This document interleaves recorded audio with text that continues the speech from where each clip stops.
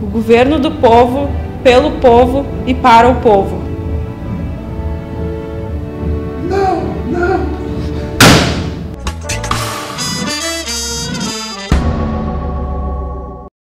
Olá, olá, cinemáticos! Estamos começando mais uma Maratona Oscar. E o filme que a gente vai conversar hoje tem 12 indicações ao prêmio. É o recordista desse ano. Mas antes, deixa eu apresentar o meu convidado de hoje, cinemático oculto. Ele estuda cinema, história da arte, é colunista do blog Fila K e fã incondicional do diretor que a gente vai falar.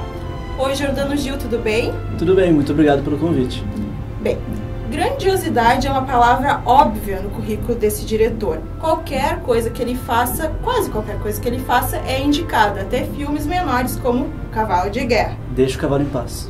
Já sabe de quem eu tô falando, né? Tô falando do filme Lincoln, do Steven Spielberg.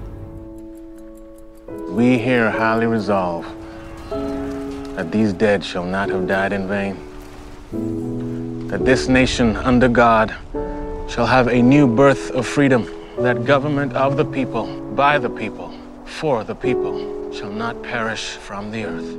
O cenário é os Estados Unidos na Guerra da Secessão ou Guerra Civil.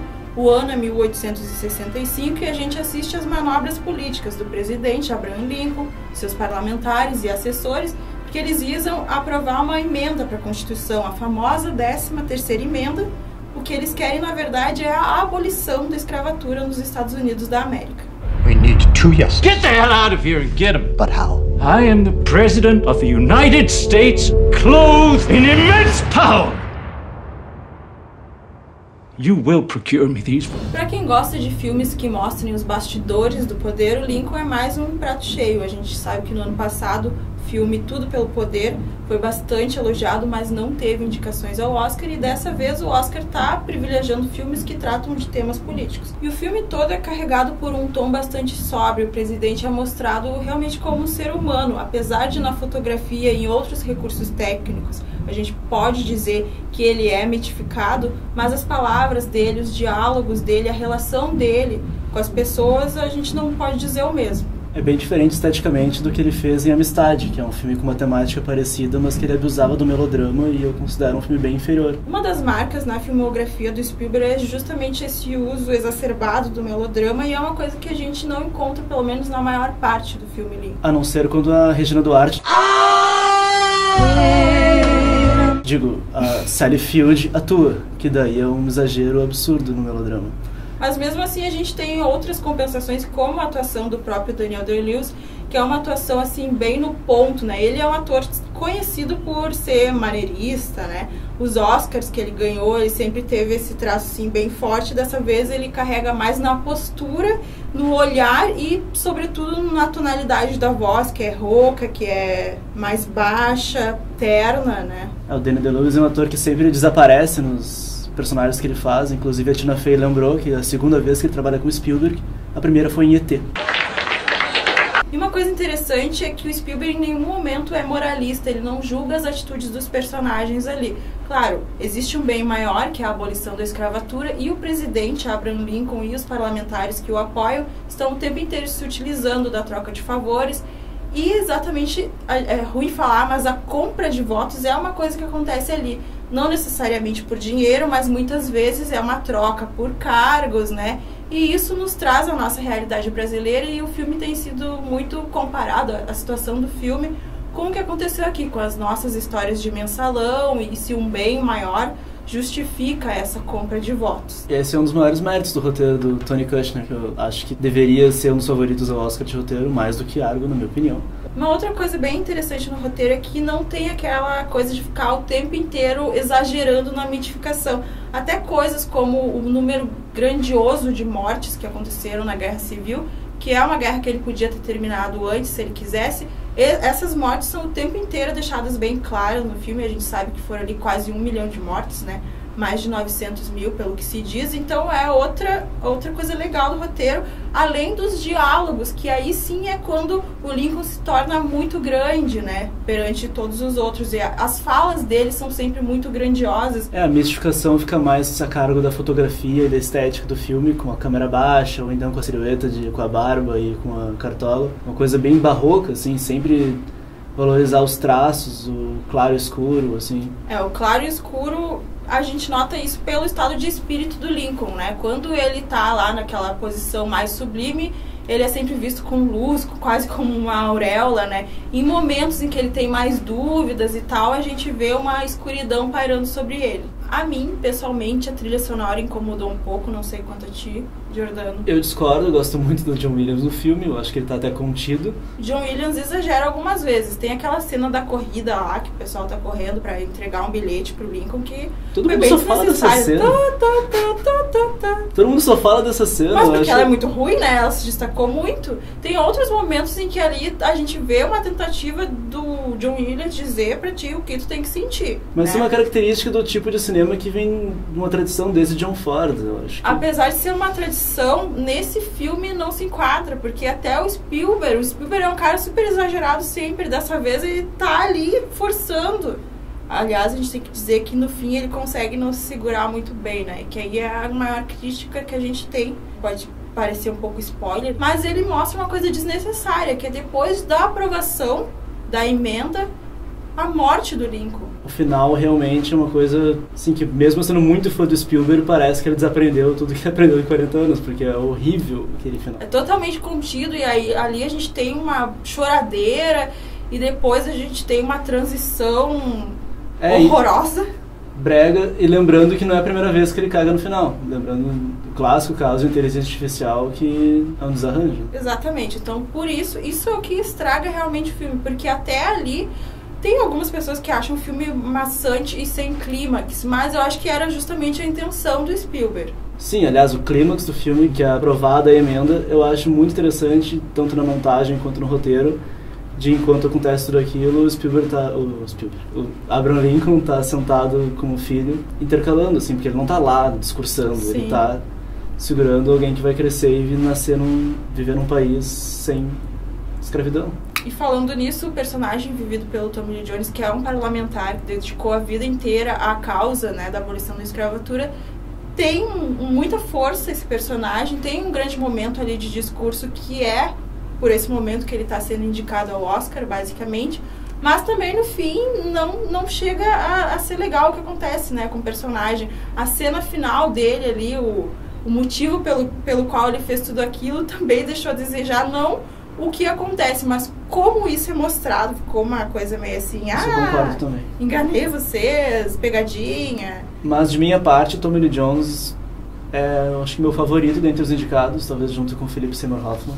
Então vamos entrar e falar um pouco mais do elenco, né? Porque além do Tommy Lee Jones, a gente tem que falar da atuação da Sally Field. Regina Duarte. Que é uma atuação forte, mas eu não sei dizer se é forte num bom sentido. Pra mim não funcionou. Ela tava num palco do Metropolitan, assim, ela não tava no filme do Spielberg. Ela faz uma oposição ao Lincoln. Claro, é coisa do personagem também, mas o tipo de oposição que ela faz tá sempre um nível acima do necessário, eu acho, porque o Daniel Day-Lewis tá numa atuação ali mais reservada, né, e ela não convence. Talvez os fãs de Brothers and Sisters gostem. Mom.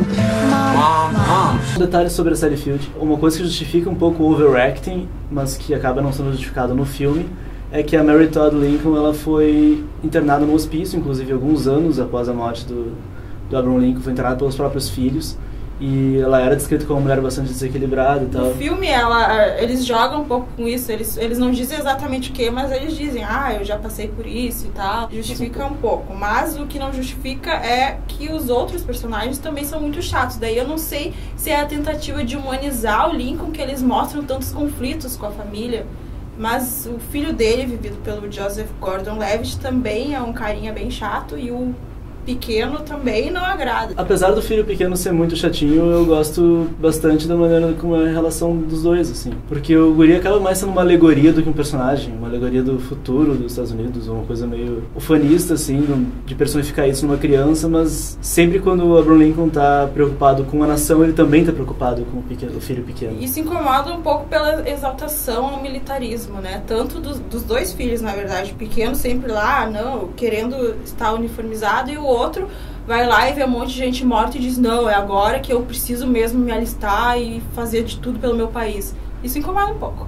Ele acabou se concentrando tanto na política e deixou muito superficial a parte familiar. E finalmente vamos falar das indicações do filme, porque são muitas, né? São 12. E já ganhou o BAFTA e o Globo de Ouro de melhor ator e várias outras premiações, né?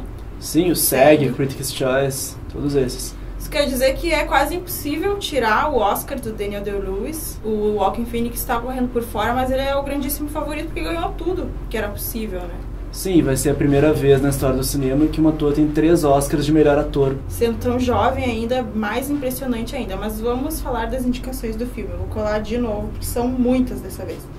Melhor filme, melhor diretor, melhor ator coadjuvante, melhor atriz coadjuvante. Bom, Tommy Lee Jones, ator coadjuvante. Sally Field, atriz coadjuvante. Roteiro adaptado, Tony Kushner, que já concorreu por Munique. Fotografia, Janusz Kaminski, que... né, já ganhou pelo Resgate do Soldado do Ryan, pela lista de Schindler. Tem várias indicações aí na lista dele. Melhor figurino, melhor montagem, Michael Kahn. Trilha sonora original, o John Williams, que tem aí 41 indicações ao Oscar já. É a pessoa viva mais indicada ao Oscar na história do cinema. Exatamente. Ganhou por ET, lista de Schindler, Star Wars, Tubarão. Melhor direção de arte e mixagem de som. Vamos fazer nossas apostas, então. Não deve ganhar melhor filme, né? O Argo cresceu muito e tá hoje cotado como filme favorito ao Oscar. Mas lembrando que ele tem que... justificar por que não concorre a melhor diretor, que é uma coisa muito estranha, né? E também lembrando que o Argo, para ganhar melhor filme, tem que fazer um recorde muito grande, porque ele não foi indicado a diretor, ele... ganhou o Directors Guild sem ser indicado a diretor também, ele seria o primeiro filme... Não, segundo... Primeiro foi Conduzindo Miss Daisy. O estranho mesmo não é que o filme não ganhe diretor e ganhe e esteja cotado para ganhar filme. O estranho é não estar concorrendo como diretor e do nada o filme cresceu muito, né? Ele era tipo o underdog da lista e foi crescendo tanto. Por que será? É o mesmo caso de Apollo 13, que também é dirigido por um ator que não era muito respeitado como ator, que é o Ron Howard, e venceu quase todos os prêmios que o Argo venceu e ainda assim não ganhou o melhor filme. Então ainda tem a chance de Argo não ganhar. Mas é importante dizer que, aí é uma questão muito de opinião, mas eu acho que o Ben Affleck tinha lugar ali naquela lista de melhor diretor. Não vou dizer que é no lugar do Spielberg, porque aí alguém pode querer brigar comigo, mas talvez no lugar do Spielberg, talvez no lugar do David O. Russell.